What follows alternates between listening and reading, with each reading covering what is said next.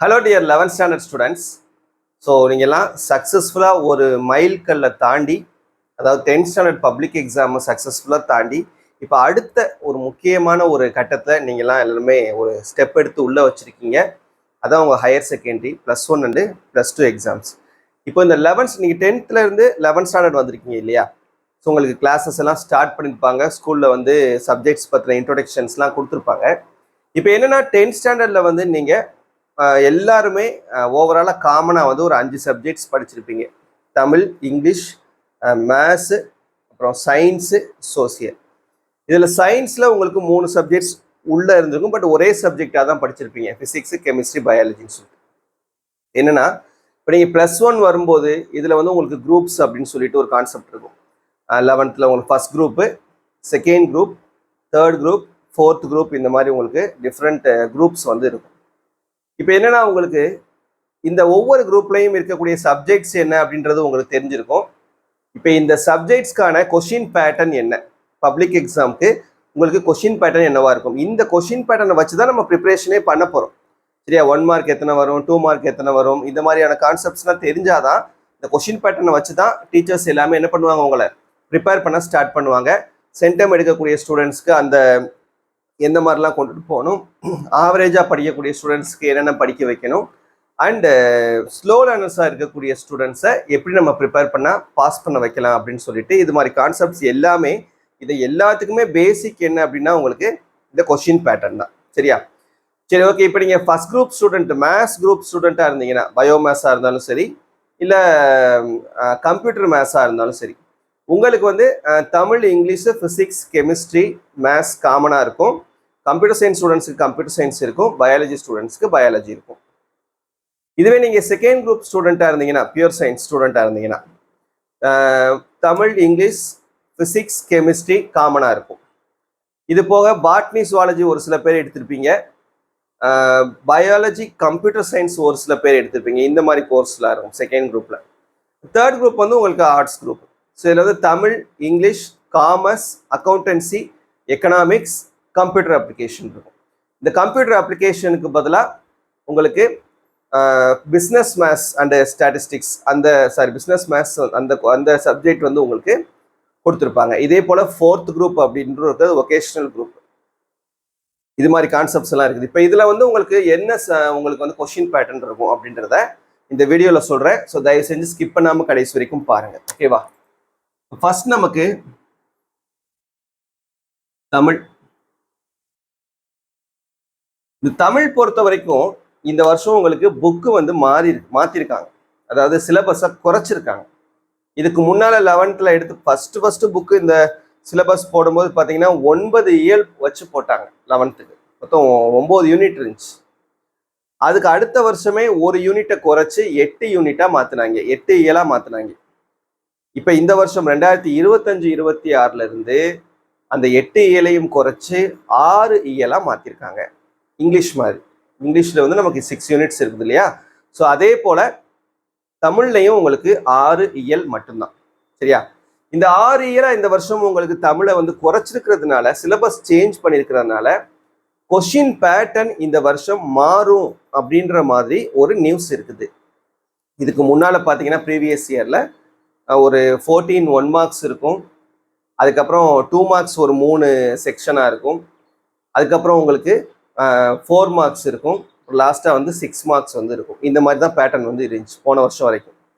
But இந்த வருஷம் syllabus change ஆனதுனால கொஷின் பேட்டர்னும் மாறுறதுக்கான வாய்ப்புகள் இருக்குதுன்னு சொல்லிட்டு எல்லாருமே சொல்கிறாங்க. ஸோ அதனால கொஷின் பேட்டர்ன் வர்ற வரைக்கும் நாம் கொஞ்சம் வெயிட் பண்ணலாம். கொஷின் பேட்டர்ன் வந்தவுடனே நான் உங்களுக்கு தனியாகவே ஒரு வீடியோவில் எப்படி கொஷின் பேட்டர்ன் இருக்கும் தமிழுக்குன்றதை நான் உங்களுக்கு சொல்கிறேன். இப்போதைக்கு தமிழ் மட்டும் வேணாம். சரியா? ஸோ ப்ரீவியஸ் லாஸ்ட் இயர் வரைக்கும் 1 mark, 2 mark, 4 mark and 6 mark இந்த மாதிரி கொஷின் பேட்டர்னில் உங்களுக்கு தமிழ் வந்து இருந்துச்சு. சரியா? இப்போ அடுத்தது நம்ம என்ன செய்கிறோம் அப்படின்னா, மீதம் இருக்கக்கூடிய சப்ஜெக்ட்ஸ் எல்லாத்தையுமே நம்ம 2ஆக பிரிக்கிறோம். நீங்கள் எந்த குரூப்பாக வேணாலும் இருங்க, காமர்ஸ் குரூப்பாக இருங்க, அதாவது தேர்ட் குரூப்பாக இருங்க, செகண்ட் குரூப்பாக இருங்க, ஃபர்ஸ்ட் குரூப்பாக இருங்க, எந்த குரூப்பாக இருந்தாலும் உங்களுடைய சப்ஜெக்ட்ஸை நான் 2ஆக மட்டும் பிரிக்கிறேன். ஒன்று ப்ராக்டிக்கல் சப்ஜெக்ட்ஸ், இன்னொன்று நான் பிராக்டிக்கல் சப்ஜெக்ட்ஸ். பிராக்டிக்கல் இருக்கக்கூடிய சப்ஜெக்ட், பிராக்டிக்கல் இல்லாத சப்ஜெக்ட் நான் ரெண்டா பிரிச்சிருக்கேன். பிராக்டிக்கல் உள்ள சப்ஜெக்ட்ஸ்னா என்னென்ன வரும்? பிசிக்ஸ் வரும், கெமிஸ்ட்ரி வரும், biology, computer science, computer application, botany, zoology, இது எல்லாமே உங்களுக்கு பிராக்டிக்கல் இருக்கக்கூடிய சப்ஜெக்ட்ஸ். பிராக்டிக்கல் இல்லாத சப்ஜெக்ட்ஸ்னா இங்கிலீஷ், மேத்ஸ், அப்புறம் வந்து commerce, accountancy, economics, business maths, இது எல்லாமே உங்களுக்கு பிராக்டிக்கல் இல்லாத சப்ஜெக்ட்ஸ், நான் பிராக்டிக்கல் சப்ஜெக்ட்ஸ். இந்த பிராக்டிக்கல் சப்ஜெக்ட்ஸ்க்கு வந்து உங்களுக்கு எத்தனை மார்க்குக்கு எக்ஸாம் நடக்கும் அப்படின்னா 70 மார்க்ஸ்க்கு எக்ஸாம் நடக்கும், 70 மார்க்குக்கு எக்ஸாம் நடக்கும். சரியா? கொஸ்டினே வந்து நீங்க 70 மார்க்குக்கு தான் எழுதுவீங்க. மீதி 30 மார்க்ல 20 மார்க் வந்து உங்களுக்கு பிராக்டிக்கல் மார்க், 10 மார்க் வந்து உங்களுக்கு இன்டர்னல் மார்க். சரியா? 70 mark theory, 20 mark practical mark, 10 mark internal mark, ஆக மொத்தம் 100 மார்க். இப்படிதான் உங்களுக்கு பிராக்டிக்கல் எக்ஸாம் வந்து நடக்கும். சரி, பிராக்டிக்கல் உள்ள சப்ஜெக்டுக்கான எக்ஸாம்ஸ் வந்து நடக்கும், மார்க் அலாட்மெண்ட். இதுவே நான் பிராக்டிக்கல் எக்ஸாம், நான் பிராக்டிக்கல் சப்ஜெக்ட்ஸ், அந்த சப்ஜெக்ட்ஸ் வந்து உங்களுக்கு 90 மார்க்குக்கு நடக்கும். இங்கிலீஷு, மேத்ஸு, அப்புறம் வந்து economics, commerce, accountancy, business maths, இது மாதிரி எக்ஸாம்ஸ் எல்லாமே உங்களுக்கு 90 மார்க்குக்கு எக்ஸாம் நடக்கும். தியரி 90, 10 மார்க் இன்டர்னல், மொத்தம் 100 மார்க்ஸ். சரியா? ஸோ பிராக்டிக்கல் சப்ஜெக்ட் 70 மார்க்குக்கு எக்ஸாம் நடக்கும், பிராக்டிக்கல் இல்லாத சப்ஜெக்ட் 90 மார்க்குக்கு எக்ஸாம் நடக்கும். இந்த 20, 10 பிராக்டிக்கல் மார்க், இன்டர்னல் மார்க் வந்து ஸ்கூல்ல உங்களுக்கு போடுவாங்க. அதே போல இந்த 10 மார்க் ஸ்கூல்ல உங்களுக்கு கொடுக்கறது, அதுக்கு எவ்வளவு மார்க் வருதோ பார்த்துக்கணும். இந்த 70 மார்க்குக்கு நீங்க எத்தனை மார்க் எடுக்கணும்னா 15 மார்க் எடுத்தா பாஸ். பிராக்டிக்கல் சப்ஜெக்ட்ஸ்ல 70க்கு 15 எடுத்தா பாஸ். பிராக்டிக்கல் இல்லாத சப்ஜெக்ட்ஸ்ல 90க்கு 25 எடுத்தா பாஸ். சரியா? 70க்கு 15 மார்க் எடுக்கணும், பாஸ் மார்க். 90க்கு 25 மார்க் எடுக்கணும், பாஸ் மார்க்.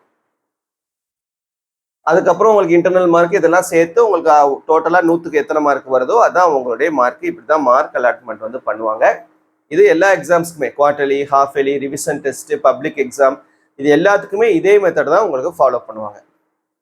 இப்போ இந்த பிராக்டிக்கல் உள்ள சப்ஜெக்ட்ஸ், இதுக்கான கொஸ்டின் பேட்டர்ன் என்னன்னு சொல்லி பார்ப்போம்.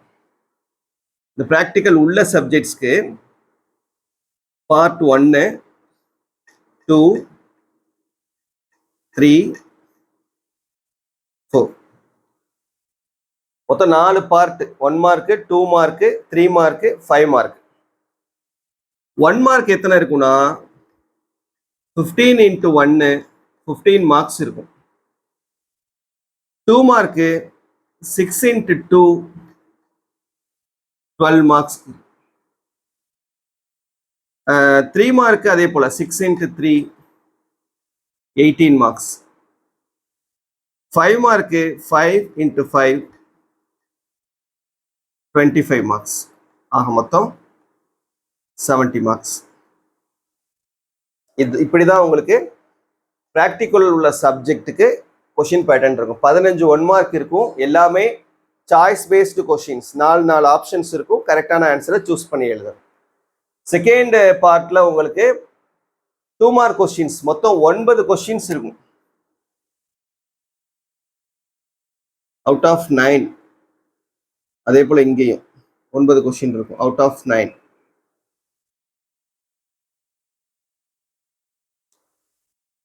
ஸோ 9 கொஸ்டின்ல நீங்க 6 2 மார்க் சூஸ் பண்ணி எழுதணும். அதே போல 9 கொஸ்டின்ல 6 3 மார்க் கொஸ்டின் சூஸ் பண்ணி எழுதணும். இதுல ஒரு கம்பல்சரி கொஸ்டின் இருக்கும். 2 மார்க்ல கடைசி கொஸ்டின் கம்பல்சரி கொஸ்டின், அதை கண்டிப்பா நீங்க அட்டன் பண்ணணும். அது போக ரிமைனிங் இருக்கக்கூடிய 8 கொஸ்டின்ல ஏதாவது 5 கொஸ்டின் நீங்க சூஸ் பண்ணி எழுதணும். ஆக மொத்தம் 6 கொஸ்டின். அதே தான் 3 மார்க். ஒரு கம்பல்சரி கொஸ்டின் இருக்கும், அதை கண்டிப்பா எழுதணும். ரிமைனிங் இருக்கக்கூடிய 8 கொஸ்டின்ல ஏதாவது 5 கொஸ்டின் சூஸ் பண்ணி எழுதணும். So 5 + compulsory question 1, 6 3 mark questions. 5 mark question எப்படி இருக்கும்னா எய்தரார் கொஸ்டின், எய்தரார் டைப்ல இருக்கும். 5 5 மார்க் இருக்கா, 5 5 மார்க்குமே இது அல்லது அது அப்படின்ற மாதிரி இருக்கும். எய்தரார் மேல இப்போ ஃபார் எக்ஸாம்பிள் கொஸ்டின் நம்பர் 32 வச்சுக்கிறங்க. 32ல ஏல ஒரு கொஸ்டின் இருக்கும், ஆர் பில ஒரு கொஸ்டின் இருக்கும். அப்போ நீங்க 2 கொஸ்டின்ல ஏதாவது ஒரு கொஸ்டின் சூஸ் பண்ணி எழுதுற மாதிரி இருக்கும். இது ஓப்பன் சாய்ஸ் கிடையாது, இது அல்லது அது அப்படின்ற மாதிரி தான் உங்களுக்கு எழுதுற மாதிரி இருக்கும். இப்படிதான் உங்களுக்கு ப்ராக்டிக்கல் உள்ள சப்ஜெக்ட்ஸ்க்கான 70 மார்க்கான கொஸ்டின் பேட்டர்ன். ப்ராக்டிக்கல் இல்லாத சப்ஜெக்ட்ஸ் இருக்கு பாருங்க, English, maths, commerce, economics, accountancy, business maths, இந்த ஹிஸ்ட்ரி, ஜியாகிரபி, இந்த மாதிரியான சப்ஜெக்ட்ஸ்க்கு எல்லாமே 90 மார்க்குக்கான கொஸ்டின் பேட்டர்ன் பார்த்தீங்கன்னா அதே 4 part, part 1, part 2, part 3, part 4.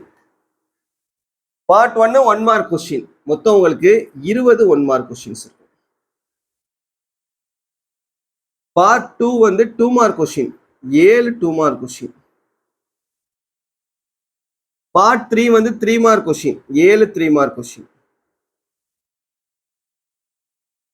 Part 4 5 mark question, 7 5 mark question. மொத்தம் 90 மார்க். சரியா? இந்த 20 1 மார்க் கொஸ்டின் இருக்கு பாத்தீங்களா, இது 20 1 மார்க் கொஸ்டினுமே சாய்ஸ் பேஸ்டு கொஸ்டின்ஸ். எல்லாத்துக்குமே 4 ஆப்ஷன் இருக்கும், கரெக்டான ஆன்சர் சூஸ் பண்ணி எழுதுற மாதிரி. Second Roman number 2 mark question வந்து மொத்தம் நீங்க 7 2 மார்க் கொஸ்டின் எழுதணும். மொத்தம் 10 கொஸ்டின்ஸ் கொடுத்துருப்பாங்க அவுட் ஆஃப் 10. இங்கேயும் உங்களுக்கு அவுட் ஆஃப் 10. ஸோ மொத்தம் உங்களுக்கு 10 கொஸ்டின்ஸ் கொடுத்துருப்பாங்க. இந்த 10ல் ஏதாவது 7 2 மார்க், அதே மாதிரி 10ல் ஏதாவது 7 3 மார்க் நீங்க சூஸ் பண்ணி எழுதலாம். இதுல நான் இங்க சொன்ன மாதிரியே இங்கேயும் இங்கிலீஷ் தவிர மற்ற எல்லா சப்ஜெக்ட்ஸ்லையுமே கம்பல்சரி கொஸ்டின் இருக்கும். கடைசி கொஸ்டின் கம்பல்சரி கொஸ்டினா வரும். ஸோ அதை எழுதிட்டு ரிமைனிங் இருக்கக்கூடிய 9 கொஸ்டின்ல ஏதாவது 6 கொஸ்டின் சூஸ் பண்ணி எழுதுற மாதிரி இருக்கும், 2 மார்க்லையும் 3 மார்க்லையும். இந்த 4th Roman number 5 mark question, மொத்தம் 7 5 மார்க் கொஸ்டின் நீங்க எழுதணும். 7 5 மார்க் கொஸ்டின்ஸுமே எய்தர் ஆர் டைப்ல இருக்கும், இது அல்லது அது அப்படின்ற மாதிரி இருக்கும், ஓப்பன் சாய்ஸ் கிடையாது. அப்ப இது அல்லது அதுன்னு இருந்துச்சுன்னா ஒவ்வொன்றிலையும் நீங்க ஒரு கொஸ்டின் சூஸ் பண்ணி எழுதி மொத்தம் 7 கொஸ்டின் எழுதணும். அப்ப 7 × 5 35 மார்க், மொத்தம் 90 மார்க் நீங்க எக்ஸாம் எழுதுற மாதிரி இருக்கும். சரியா? ஸோ இந்த மாதிரி தான் உங்களுக்கு கொஸ்டின் கேள்வித்தாளினுடைய அமைப்பு இருக்கும். கொஸ்டின் பேப்பர்னுடைய செட்டிங்ஸ் வந்து உங்களுக்கு இந்த மாதிரி தான் இருக்கும். இதை பேஸ் பண்ணி தான் உங்களுக்கு வந்து கொஸ்டின் பேப்பர் எல்லாமே எடுப்பாங்க. அது குவார்டர்லியாக இருந்தாலும் ஹாஃப் இயர்லியாக இருந்தாலும் சரி, இல்லை உங்கள் ஸ்கூல்லேயே ஃபுல் போர்ஷன் டெஸ்ட் வச்சாலும் சரி, பப்ளிக் எக்ஸாம்லையும் இந்த மாதிரி தான் இருக்கும். தமிழுக்கு மட்டும் கொஞ்சம் வெயிட் பண்ணுவோம், அந்த கொஸ்டின் பேட்டர்ன் வர்ற வரைக்கும். வந்துச்சுன்னா உங்களுக்கு நான் செப்பரேட்டாக உங்களுக்கு வீடியோவில் எக்ஸ்பிளைன் பண்ணுறேன். சரியா?